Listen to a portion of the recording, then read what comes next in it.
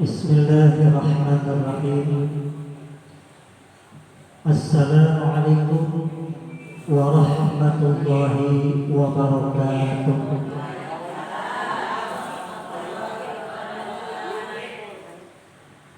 Alhamdulillah,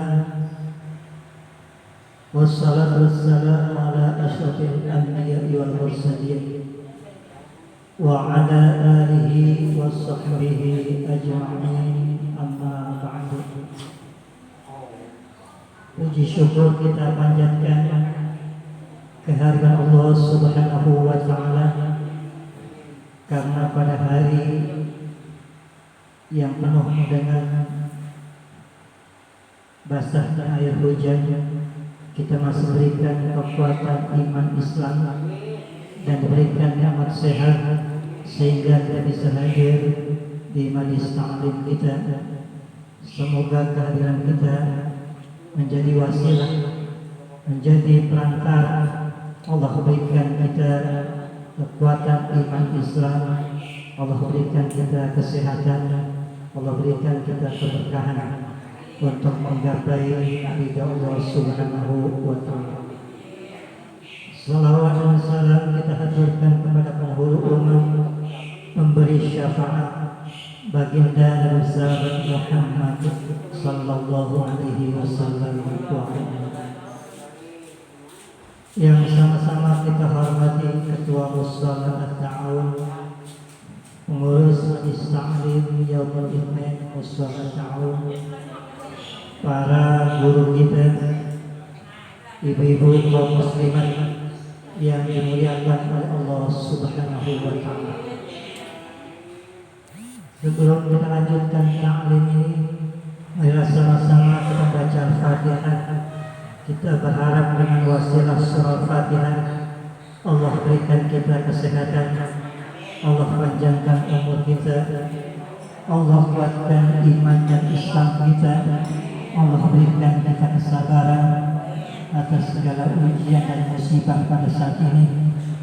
Dan kita doakan kepada pewakaf tanah musyawarah ini, orang tua kita, engkong kita, Bapak Haji Ibrahim Salim dan istri beliau majikan yang sudah dikajak, serta para jamaah yang sudah menginfakkan sebagian rezekinya untuk pembangunan dan pemeliharaan musyawarah ini.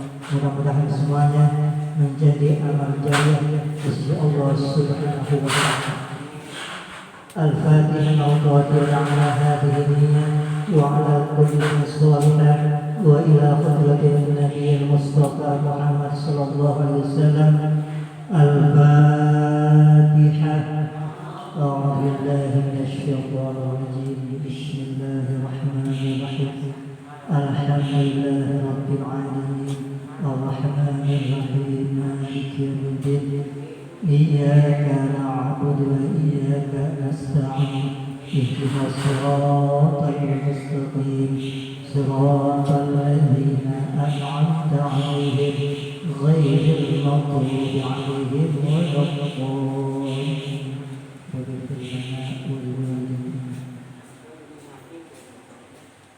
Ibu-ibu yang berbahagia, tentunya setiap kita pengen hidupnya bahagia, termasuk tukang gado-gado.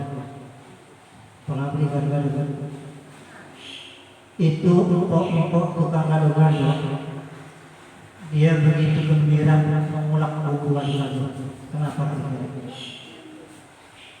Karena kalau dia udah ulek ke bumbu, lalu dia bungkus, dapat apa? Dapat duit, dapat rezeki.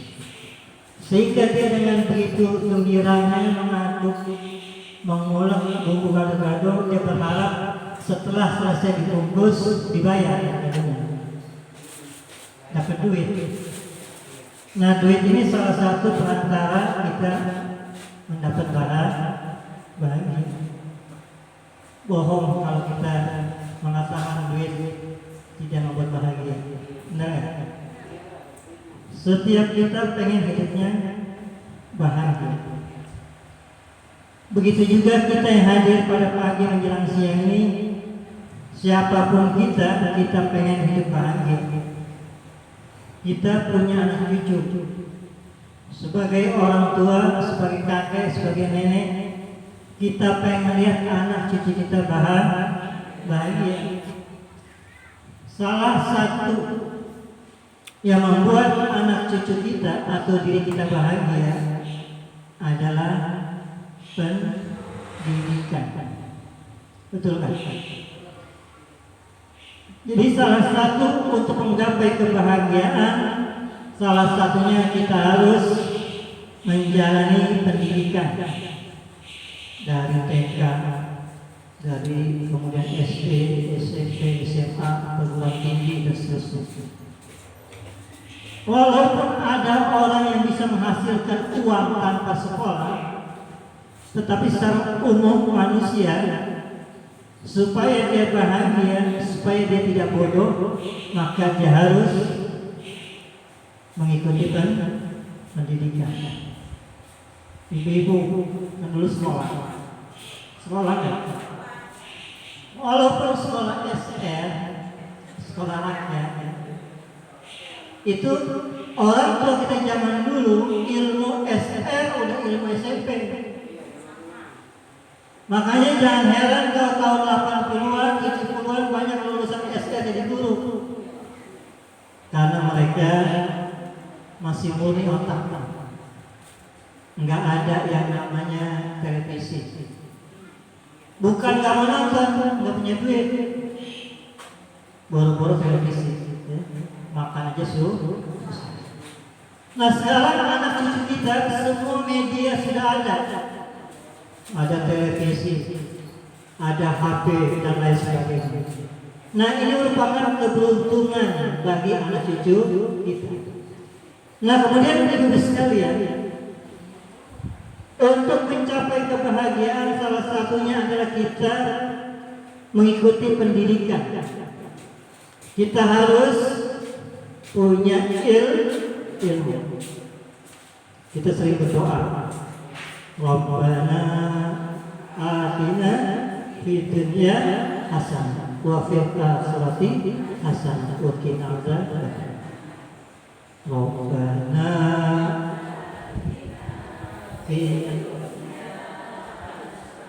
wa fil akhirati hasanatan wa qina. Di dunia kita pengen bahagia, di akhirat pengen bahagia. Kalau udah di akhirat kita pengen dijauhkan dari api neraka. Dan bahkan Rasul kita menjelaskan, man arada dunya fa'alaihi bil ilmi wa man arada al-akhirah fa'alaihi bil ilmi. Barang siapa pengen bahagia di dunia harus punya ilmu. Barang siapa pengen bahagia di akhirat harus punya ilmu. Kita punya ilmu buat nyari duit, tapi kita punya ilmu harus bisa sholat. Kalau kita pengen sholat nggak punya ilmu, maka sholat kita akan sia-sia. Di dalam kitab Zuhud dijelaskan, kalau orang yang beramal tanpa ilmu, maka amalnya akan ditolak oleh Allah Subhanahu wa Ta'ala. Jadi kalau kita nggak punya ilmu, kalau kita beramal, maka amal kita akan ditolak oleh Allah Subhanahu wa Ta'ala. Oleh karena itu sekalian yang berbahagia, di sini saya mau sampaikan bagaimana cara kita untuk mendapatkan ilmu. Nanti bisa kita jelasin ke anak cucu kita. Kalau dia udah tahu, supaya lebih tahu. Kalau dia lupa, kita ingetin agar supaya hal ini bisa menjadi perantara kita untuk mendapatkan ilmu dari Allah Subhanahu wa Ta'ala. Di dalam kitab Ta'lim Muta'alim Asy-Syazanusi dijelaskan. Ini saya kutip dari sumber kitab aslinya. Karena kita kalau ngaji agama nggak boleh otodidak, nggak boleh asal ceplak. Jadi harus ada sumbernya. Sehingga di dalam agama kita ada istilah taklid, ada ittiba. Ittiba itu orang yang mengikuti ajaran Islam, dia tahu dalilnya. Tapi kalau taklid, mengikuti ajaran Islam, enggak tahu dalilnya. Kenapa ibadah? Ya, aku mau ibadah juga. Dalilnya apa? Enggak tahu. Ini taklid namanya. Sehingga orang-orang tua kita dulu itu mengajarkan disuruh belajar sifat 20. Bagaimana arti, wujud, tidak, bakon dan seterusnya. Kita diajarin agar supaya apa? Agar ilmu kita enggak salah-salah, ada sebab. Di dalam kitab itu dijelaskan wakila annahu li'ibni Abi Thalib qallallahu wajhah, dan dikatakan sesungguhnya Imam Ali bin Abi Thalib semoga Allah merahmati wajahnya. Nanti Ibu kalau disebutkan nama sahabat Nabi khususnya Khulafaur Rasyidin, itu ada sahabat Abu Bakar As-Siddiq, ada Umar bin Khattab, ada Utsman bin Affan. Itu kalau kita sholat tarawih, maka jawabannya radhiyallahu anhu. Atau kalau rame-rame mereka semua sahabat yang tiga itu radhiyallahu anhu. Tapi kalau sendiri radhiyallahu anhu atau disingkat radhiyallahu anhu. Tapi kalau Imam Ali, maka jawabannya kalau Allahu wajib. Nah, beliau menjelaskan dalam kitab ini, ala la tanala ilma illa bisittatin. Ingatlah bahwa kalian tidak akan bisa menerima ilmu illa bisittatin kecuali 6 perkara. Sa'ummika ay sa'ukhbiruka, maka aku akan menjelaskan kepada kamu. An majmu'aha, yang aku rangkum di dalam suatu penjelasan. Bibayani, dengan penjelasan tersebut. Yang pertama kata beliau, kalau kita pengen dapat ilmu, zakaun, cerdas. Jadi orang kalau pintar cerdas. Kalau bahasa Betawinya kalau bodoh susah. Dia ada yang belas banget. Udah 10 kali balik itu juga, ya. Bebel, ya. Mungkin mereka makan sambal, ya. Itu otak susah banget. Disuruh ngafal cuma menghafal misalkan doa niat puasa, susah banget. Nawaitu, ayo nawaitu sauman, bukan sauman, sauman, susah banget, ya. Ada kan orang yang bebel, ya. Banyak. Nah, jadi pertama kali kalau pengen mendapatkan ilmu kata Imam Ali bin Abi Thalib, kita harus cerdas. Nah, cerdas ini terbagi 2. Ada 2 cerdas, ingat ya. Nanti buat anak kita. Kalau anak-anak kita prestasinya berkurang, anak-anak kita prestasinya bagus, kita lihat. Atau kita lihat anak-anak kita cara belajar beda-beda. Ada yang tiap kali baca buku, ada yang tiap kali hanya bengong. Sekali lihat tidak pintar tuh anak. Ternyata kecerdasan terbagi 2, Ibu sekalian. Yang pertama ada kecerdasan namanya muhibatan minallah. Muhibatan minallah. Kecerdasan dari Allah. Cepat pintarnya. Kalau ngapal cepat. Kita baru sekali sudah hafal. Kita belum ngomong kita tahu. Coba hafalkan rukun iman. Nah, tahu. 1, 2, 3, 4, 5. Cerdas lah. Nah, salah satu contoh kecerdasan yang dari Allah adalah orang itu kuat hafalannya, nggak lupa-lupa. Jadi kalau bahasa ulama hadis, dobin itu hafalan kuat, nggak lupa-lupa. Ibu-ibu bisa ngapal misalkan sifat 20. wujud idam laqa mukhalafatu bil hawadisi hiya bi nafsihi wahdaniyat qudrat ilmuha yaksama basarkalan qadiran alimana yaksami'an basiran mutakan. Itu dari kecil nggak lupa, berarti dobit, hafalan kuat. Tapi kalau anak kita, ketika kita sudah menghafal lagi belajar sekarang di rumah, udah neng sebelum selesai dari tugas, beli capek, mak tanggung lagi masak, sandung dia lupa. Disuruh beli capek, dibalik lagi apa? Apanya mak? Itu anak kebanyakan makan seblak lagi. Harusnya dikasih bubur kacang hijau ya. Di sini nggak ada seblak lagi. Artinya apa? Kalau anak cucu kita cerdas, termasuk diri kita yang cepat hafalannya, kuat hafalannya, berarti itu orang langsung mendapat kecerdasan dari Allah Subhanahu wa Ta'ala. Kita lihat ulama-ulama kita, Imam Syafi'i, usia 7 tahun sudah hafal Quran. Di zaman sekarang kita lihat banyak anak-anak kecil di media massa, di televisi, yang usia-usia 5 tahun, 3 tahun, 10 tahun sudah hafal Al-Quran, cerdas banget. Berarti dengan doa orang tuanya, doa kakek neneknya, nyangkut ke itu anak. Karena setiap kakek nenek kita, orang tua kita, doanya pasti pengen keturunannya bahagia.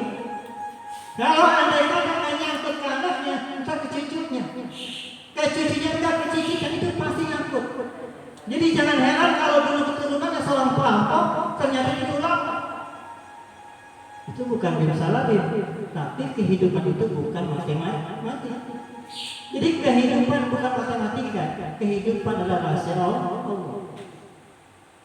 Ada orang susah hidupnya, suatu hari atau di atas, atau sebaliknya, yang sekarang di bawah, nanti di atas, sekarang di atas, nanti di bawah. Jadi kalau pepatah mengatakan, bagikan roda, hati, itu dia malu di atas, ke bawah, ke atas, ke bawah. Nah yang kedua, para jemaah sekalian, ada kecerdasan namanya muktasab. Kecerdasan ini hasil usahanya. Dia belajar sungguh-sungguh. Habis pulang ngaji di rumah dia ulang-ulang pelajaran. Sekarang saya kasih pelajaran, ibu catat. Nah di rumah ibu baca lagi.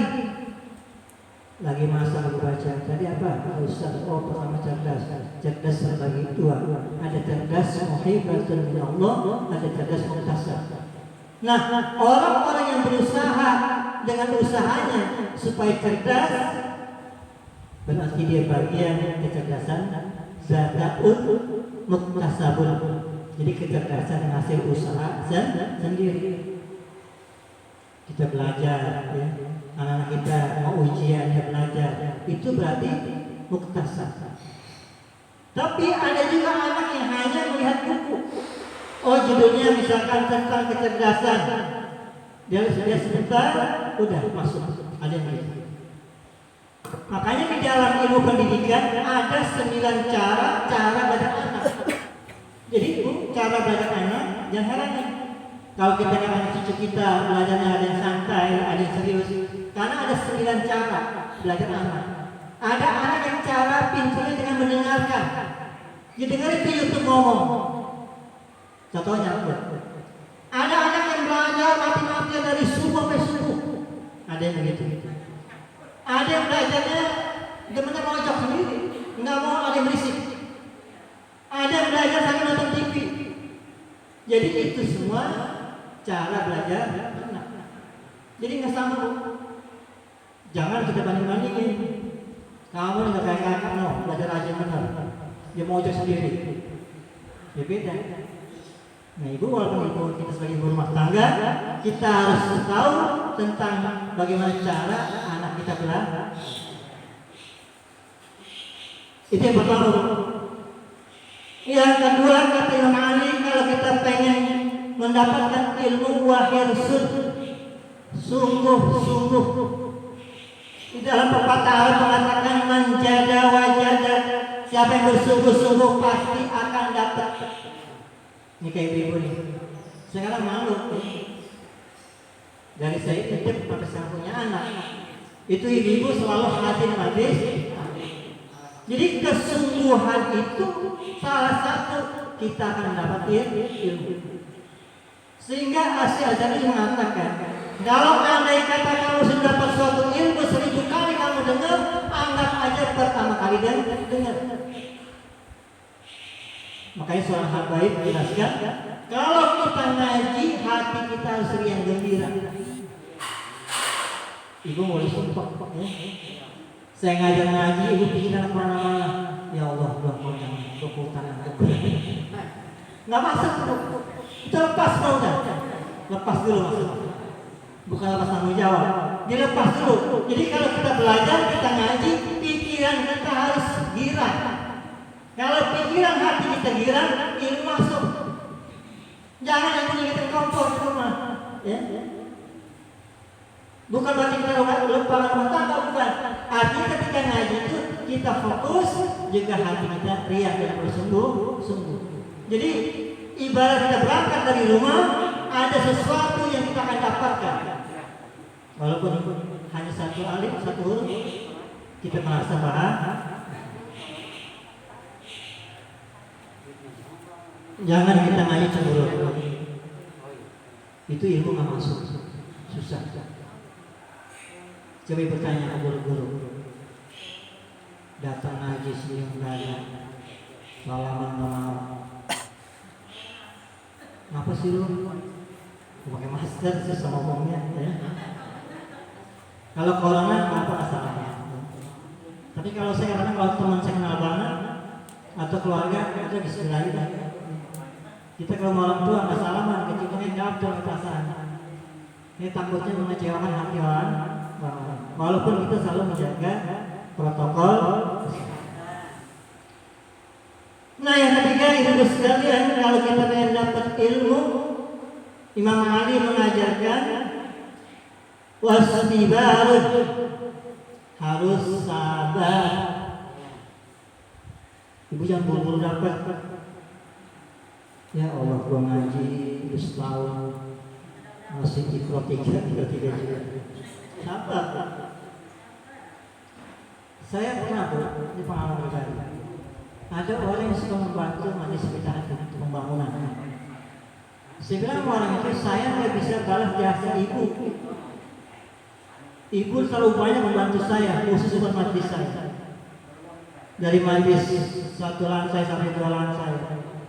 Sampai sekarang ada yatim dia bantu. Saya bilang sama ibu itu, dengan cara apa saya membalas jasa ibu? Jawaban dia misalnya, saya pengen Pak Guru anak saya bisa cepat. Kan gampang tuh. Tapi kan ngajar itu nggak gampang. Saya pengen anak saya bisa baca Quran, hafal doa. Sehingga saya ajarkan itu doa wirid dari sholat, dari istighfar sampai doa. Doa kunut dan lain sebagainya. Agar supaya apa? Agar supaya ketika mereka dewasa, dia ibadahnya maksimal. Enak bu kita ngajar ngaji, tapi tanggung jawab besar. Jadi ngajar ngaji bukan hanya ngajar doang. Gimana caranya cepat dapat? Sehingga target saya sebelum bulan puasa besok, kalau saya panjang umur, saya bilang mudah-mudahan anak ibu udah pandai baca Quran. Sehingga sejarah ulama kita, ulama dahulu ketika mereka mendidik anaknya, bahkan seorang raja sekalipun dititip anak ke sebuah pesantren, ketika dia datang ke pesantren itu dia lihat anaknya hanya belajar. Dia pengen anaknya itu kalau perlu gurunya yang udah sepuh ketika berwudu dia basuh kaki. Jadi gurunya udah sepuh, udah usia 60-70 atau mungkin di atas itu. Jadi dia pengen anaknya nggak hanya diajarin belajar, atau ilmu, tetapi kalau syekh itu, guru itu lagi berwudu, anaknya yang membasuhi anggota tubuh gurunya ketika anggota wudu. Saking gitu. Itu seorang raja. Kalau bahasa kita presiden. Dia pengen anak itu mahabbah, anak cinta kepada guru itu. Karena kalau anak cinta kepada guru, niscaya guru pun akan cinta kepada anak. Itu yang ketiga. Jadi kita ngaji harus sabar. Sehingga ada pepatah mengatakan orang yang cerdas adalah orang yang tidak berhenti belajar. Tuh, ingat saja. Ini pepatah ini dipakai buat profesor, dokter, pakai pepatah ini. Orang yang cerdas adalah orang yang tidak berhenti belajar. Karena ilmu ini bagaikan pisau. Kita punya pisau, kita nggak asah. Tukul. Ini lagi pasar malam nih. Bantu mobil gede. Saya mau rezeki kali ya. Saya bisa ngomong pare. Bun, ini mana bun? Kalau kata masuknya. Kemana siapa nanti kita mau suka. Anak saya ngomong itu di kota Bandar dari siapa? Dari Maji katanya. Jadi kita baru ngomong nanti kita nggak tahu karena saya baru pulang sore itu miskin. Itu saya bikin Jadi kalau kita selalu belajar, bukan berarti orang itu bodoh. Kayak ibu nih. Saya tidak menganggap ibu itu orang cerdas. Jadi kalau lihat orang yang ngaji, orang yang kuliah, yang sekolah, bukan berarti mereka bodoh. Justru orang cerdaslah yang tidak pernah berhenti dia mengaji atau belajar. Utlul bil ilma minal mahdi ilal lahdi. Tuntutlah ilmu dari gendongan ibu kita sampai masuk liang. Kita lihat para muallim kita di kampung kita. Mereka udah pakai tungkat, seorang kiai besar. Saya sebut namanya. Itu kata anaknya udah sepuh 80 tahun lebih pakai tungkat, itu ngaji sampai ke Kebayoran Baru. Padahal kiai. Nah kita kiai kan ustaz kita kan. Ya. Menteri ya bukan. Jadi kalau orang yang belajar berarti ciri-ciri aja. Kali melihat orang baca buku, baca koran, bukan berarti dia orang bodoh. Dia pengen mendapatkan informasi. Bagaimana perkembangan agama, perkembangan bangsa, perkembangan dunia. Bagaimana menghadapi misalkan musibah di musim hujan dan sebagainya. Contoh misalkan di Jakarta, ini lagi bagus. Jakarta lagi bagus. Gubernur lagi bagus. Kenapa? Hujan berturut-turut di Jakarta, malah di daerah yang banjir. Yang namanya berbuat baik, walaupun nggak banjir, tetap dijek-jekin. Jadi kita kalau harus sabar, insya Allah kita akan kuat dalam menghadapi musibah dan ujian. Yang keempat kali adalah wabul ini biaya. Jadi kalau kita belajar kita nggak punya duit nggak bisa. Kita sekolah pakai biaya. Tapi kita sekarang sekolah gratis. Kan yang bayar negara. Negara dari mana duitnya? Dari pajak kita. Kita bayar listrik, bayar pajak tanah. Itu duit dikumpulin untuk anak-anak sekolah negeri yang nggak bayar. Tetap duit dari kita rakyat. Pemerintah negara yang mengumpulkan duit rakyat untuk disalurkan kepada rakyat. Berarti kalau kita pengen dapat ilmu, kita harus punya bulgo, punya bekal, punya biaya untuk mendapatkan ilmu. Contoh, pada suatu hari Imam Ahmad pengen ketemu dengan Asy-Syafi'i di Mesir. Itu para ulama yang berbeda mazhab, mereka sangat dekat. Imam Ahmad pengen ketemu dengan Asy-Syafi'i di Mesir, ternyata tidak jadi karena Imam Ahmad tidak punya bekal untuk pergi ke Mesir. Dan bahkan banyak para jamaah sekalian, orang-orang cerdas di negeri kita, kenapa mereka mendapat beasiswa? Karena kalau mereka cerdas, dia pintar, dia berhasil untuk membangun bangsa kita. Ada orang beasiswa keluar negeri, dia cerdas, IP-nya cum laude 4 atau 3,5 sampai 4 cum laude. Jadi S1 itu kalau cum laude itu IP-nya 3,5 ke atas. Itu bisa dapat beasiswa. Kenapa? Karena kewajiban banget. Sama kayak kita punya tetangga, dia pintar sekolahnya, kita bantu dia sekolahnya. Berarti sekolah kita, ilmu kita harus dengan biaya untuk mendapatkan ilmu. Yang berikutnya yang keempat yang Ali adalah wa irsyadul ustadzin, dengan bimbingan ustaz, guru. Kita nggak bisa pintar dengan tanpa guru. Kita enggak bisa pintar tanpa guru. Adalah bilang ini, aku bisa dari YouTube, Google, internet gampang aja. Kalau ilmu agama itu nggak bisa tanpa ada guru. Bisa kacau kita. Orang belajar sholat tanpa ilmu, maka itu nggak bisa. Jadi harus ada bimbingan guru. Kecuali kalau ibu tadi dari awal saya bilang, aku pengen jual gado-gado, ibu tadi YouTube tutorial membuat gado-gado ada tuh. Oh, cara nguleknya bumbunya apa itu bisa. Tapi kalau ilmu agama dia harus irsyadul ustadzin, ada bimbingan seorang guru. Banyak tuh. Seorang guru punya murid jadi sukses karena bimbingan gurunya. Dia taat sama gurunya.